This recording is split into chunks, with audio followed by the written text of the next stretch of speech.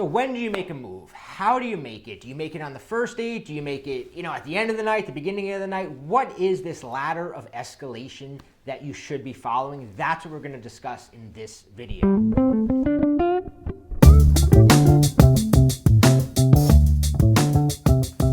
Hey guys, Bobby Rio here with Rob Judge, and today we want to talk about what we call the ladder of escalation.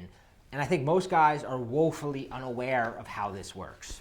Yeah, that's the thing, is that every guy knows he has to make a move at some point, but most guys don't know the best progression and the way to really make a move that not only is going to ensure that it's a good experience for you and the woman and that things go well, but just to also ensure that things keep moving forward. Because obviously if you startle a woman, you creep her out, she feels weird, even if she maybe kisses you or reciprocates whatever move you make, it's not gonna, like the foreseeable future is not gonna be good for you. So you want to make sure that when you progress to making a move, say you're going for a kiss, even the first time you touch a woman, like when I say sexually, I mean like, intimately. Intimately, that's a better word for it. Sexually is like, yeah, it sounds creepy. But the idea that you want to make sure that you take active steps before you do that. And these are small things that sort of gradually turn, we use an analogy a lot, like turning the volume knob up. You would never just go up to a stereo and just yank up the volume if you're at a party or something, because you would startle people and it'd be weird.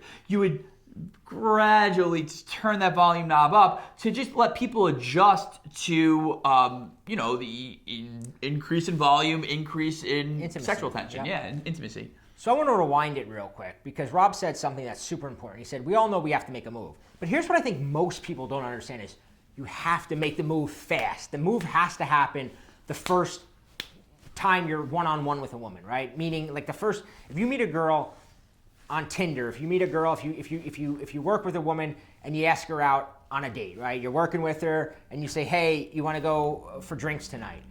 And then you go for drinks and you don't take it, you don't escalate in some way, you are going to wind up in the friend zone. It's just the way it is. Most guys think you have a lot of time. In this day and age, you don't have a lot of time, right? Like girls have so many other options. They're going on so many dates that if you go out with her and you don't make a move, she compartmentalizes you as friend zone guy, nice guy, the guy she works with. No chemistry. There's no chemistry. You've got to make a move right away. And you also want to, as Rob said, you want to know how to do it the right way, because you also don't want to be sitting next to some girl you work with talking business all day, and then all of a sudden you put your hand on her leg and she's like looking at you like, what the fuck? Like you're getting like a sexual harassment thing in front of the you're hanging on Harvey Weinstein. It's bad news bears. So you want to follow sort of this escalation ladder. So let's talk about the first step, Rob. Let's talk about the idea. Let's assume you're out. Doesn't matter where you met her, work, Tinder, whatever. You're out. What's the first little ladder of escalation you want to start taking her up? And I mean, again, this is personal preference, but for me, one thing that I like to do before I ever even touch a woman intimately is I like to just get her comfortable with me being in her personal space. This is something that it's a barrier a lot of guys don't think about, but when you first meet a woman, and if you're up in her personal space, unless there's their immediate, instant attraction, a lot of the times that a woman's not necessarily ready for you to be that close to her. So a very easy way to do this, and I actually picked this up because I've had a couple girls do it to me, is you just lean into her and be like, oh my God, I really like your perfume. Oh, you smell amazing. Something that simple. And I'm sure every guy has had a girl say that to him where they walk by or they're on a date and the girl leans in a little bit. She smells, oh wow, I really like your cologne. You should take that move, because I feel like women pioneered it. We're gonna steal it. Yeah. And just lean in and say, oh wow, I really like your perfume. And then, because what's nice about that is that you're giving her a compliment. And you're getting in a personal space just for like a second, and then you're using a false time constraint, and then you're pulling back. So you're not being creepy guy like, I like your perfume, and then you're just like staying here. It's like you're in and out. So she feels you in a personal space, but then you give her time to acclimate to it. Yeah, one of the things you want to keep in mind, right, is with this ladder of escalation, right? Okay, and Rob actually brought up a good point, because like a lot of guys, they don't realize that at some point you actually have to say, okay, we've been having this fun conversation. I got to take it to that next level. And doing something as simple as leaning in, smelling her perfume, that's taking it to that level. But as he said, the false time constraint element of it, and the reason we laugh is because we have a whole video on this technique of false time constraints, is the reason that you want to do it is you want to get her comfortable, right? Like if you lean in, you smell her, and then next thing you know, you're like touching her hair. It's like, whoa. But if you lean in, smell her, then you pull away, you let her get comfortable with it, and you show her you're not this creepy guy who's going to be like sticking her hand down her pants, you know? Yeah. And that's really the way you want to look at this, right? The ladder is always going to be like, you take a step up, you take 2 steps up, and then you kind of take a step back down, right? Then another 2 steps up, then a step back down, then another 2 steps. You're always just getting her more and more comfortable. And and we can, like, we don't have time in this video, there's literally like an entire progress. And I know Rob, both of ours are different, and we both teach our clients, our own unique method of doing it.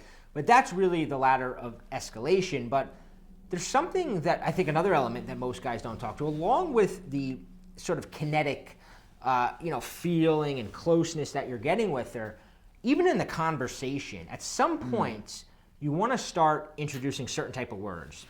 Yeah, and again, this is very similar to introducing that element of touch, or introducing that the closeness into the relationship. Is also, at some point, you also need to start having a more sexually charged conversation. You're not just going to be talking about pleasantries or kind of superficial rapport topics. You want to sort of pierce that facade that most women have, and you want to get her comfortable talking to you in a more and more sexually explicit way, because that's just the way people nowadays are talking to one another. It's not weird to be for women to talk about sexual things with a guy that she's dating, with a guy that she's attracted to, but she's not just going to walk up to some guy at the bar that she doesn't know and start talking about her innermost sexual fantasies. So just like you approach the physical touch of getting a woman comfortable with your physical touch, you also want to get her comfortable, and you want to slowly progress her up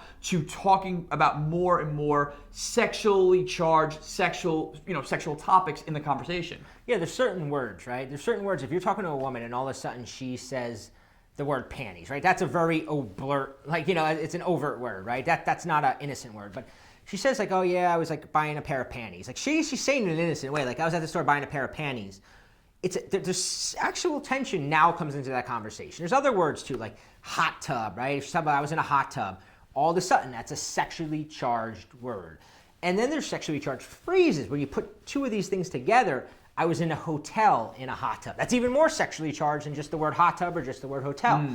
And the more of these you do, it's similar to what he's saying is you're building, again, a ladder of escalation. You're starting small by bringing up a word.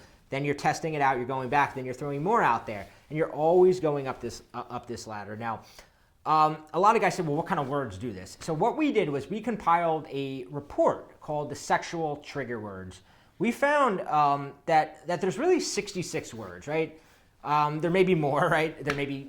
You may be able to add to this, right? These are the 66 from our playbook. These are the 66 that we're conscious of, that we always try to slip into conversations because they're subtle, right? Like, we gave you more overt ones. Hot tub and panties, like on a scale of 1 to 8, those might be 6. But there's ones that you start with that are 2 or 3 that even though they're innocent, they get her thinking sexual thoughts. Like, on a subconscious level, it just brings a little bit of that electricity into the conversation. And you just keep dropping those, and then the sexual tension's being built, and then at the same time you're doing that, you're also escalating physically, and that's how you see a guy, and you may see some guy, and you're like, how did he bring that girl home that first night? He's not even good looking, she's super hot, she was all over him. It's because he was combining these 2 things, and when you combine these 2 things, her primal instinct takes over. It doesn't matter if you're fat, bald, old.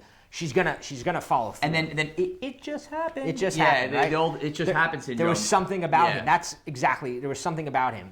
This is how it happens. The 66. We have 66 words on how it happens. So there's a link below. You can download that report, 66 trigger words. You can also find it at unlockherlegs.com/trigger. And you'll find all 66 words there. Leave a comment after you try them out, right? Try them out, and you'll see the subtle differences. You'll see that when you start talking that way, she starts doing a little bit of the ladder escalation on you. It's really, really kind of interesting. So check them out. Click the link below, and we will see you in our next video.